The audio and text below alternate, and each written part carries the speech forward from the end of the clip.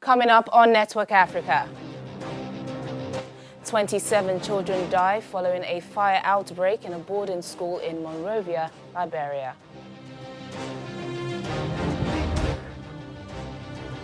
The Zimbabwean government deploys military doctors to state hospitals as medical workers continue their strike across the country.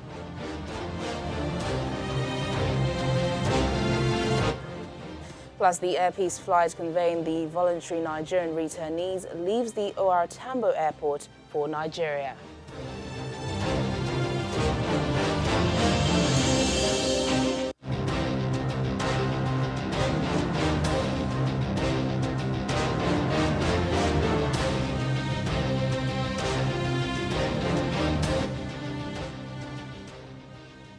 Hello and welcome to the program. I'm Teniola Shobowale. We begin today in Liberia, where at least 27 children have been killed in a fire at a boarding school in an area near the capital, Monrovia.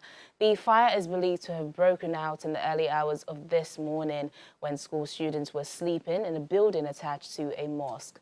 Police say they are still looking for bodies in the building in the Painesville area. President George Weah has tweeted his condolences to the families of the victims. Really tragic story. Let's move on to some other stories now.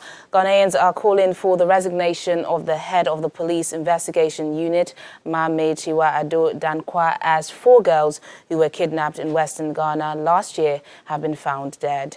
Police say DNA tests carried out on the remains of 4 bodies found in a cesspit in the city of Takoradi in August have confirmed that they are those of the missing girls.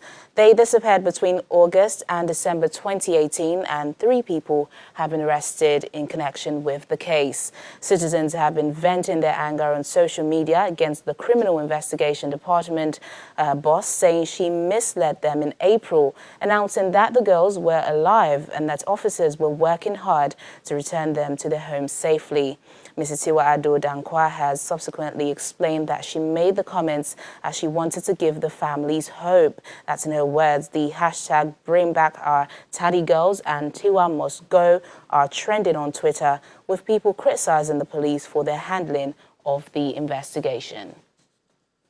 Zimbabwe's government has deployed military doctors to state hospitals after medical workers embarked on a strike across the country. On Tuesday, doctors boycotted work in protest at the alleged abduction of their union leader, Peter Magombeyi, who had organized a series of strikes over poor pay and working conditions in recent weeks. On Saturday, he sent a WhatsApp message saying he had been kidnapped by 3 men. He has not been seen since then. The doctors who believe Dr. Magombeyi was abducted by security forces say they will not return to work until he is found. However, Information Minister Kasembe says there is no indication that the doctor had been kidnapped.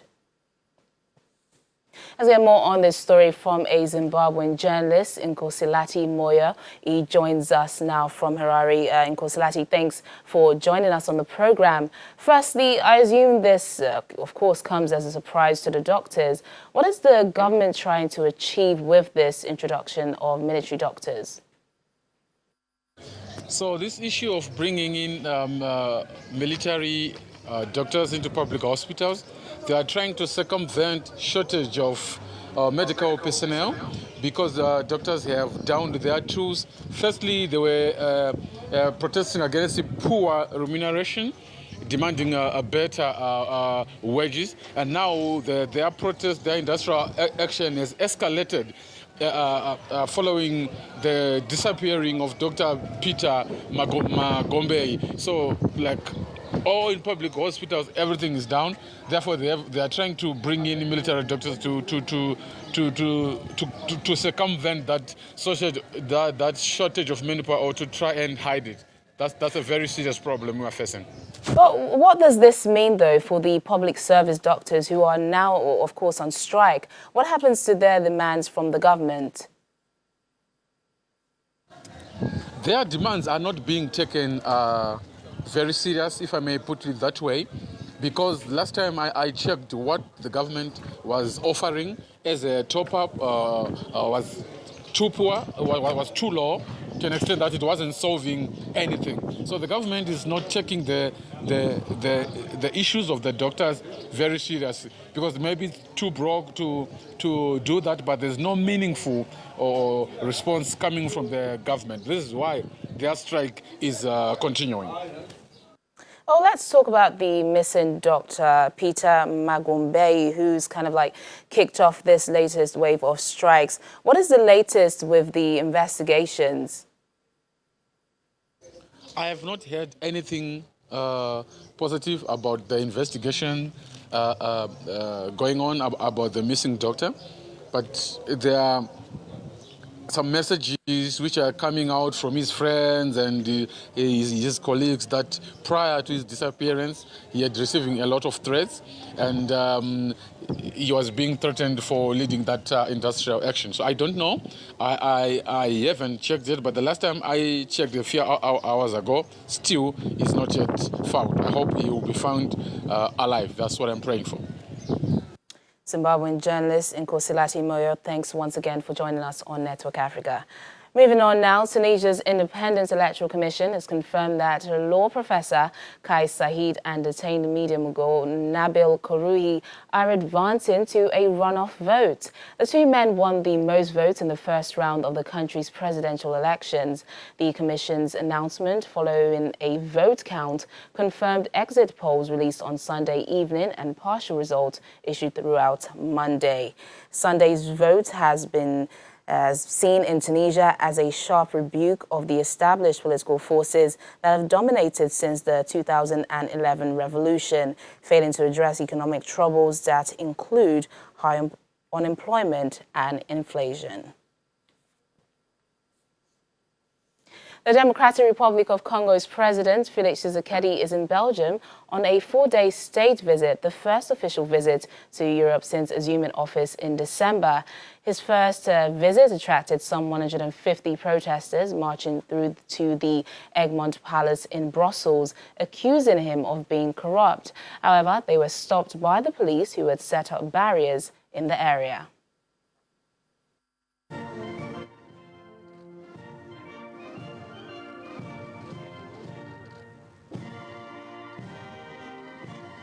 Congo's President Felix Tshisekedi is on a 4-day state visit to Belgium, his first official trip to Europe since taking office in January.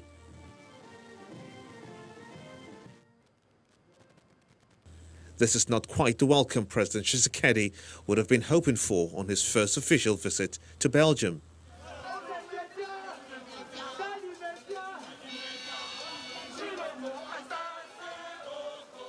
Dozens of people gathered on the streets of the capital, Brussels, to protest his leadership, some carrying signs calling him corrupt and a usurper.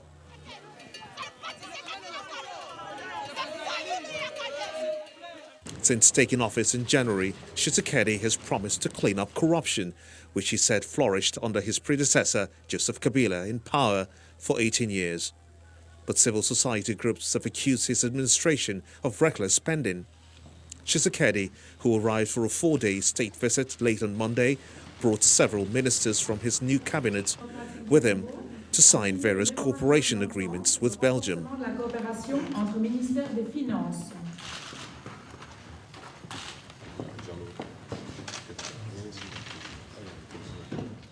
Belgian media says the agreements were aimed at ending a political crisis between the DRC and its former colonial ruler. After his meeting with Prime Minister Charles Michel, he visited the tomb of the unknown soldier to pay his respects.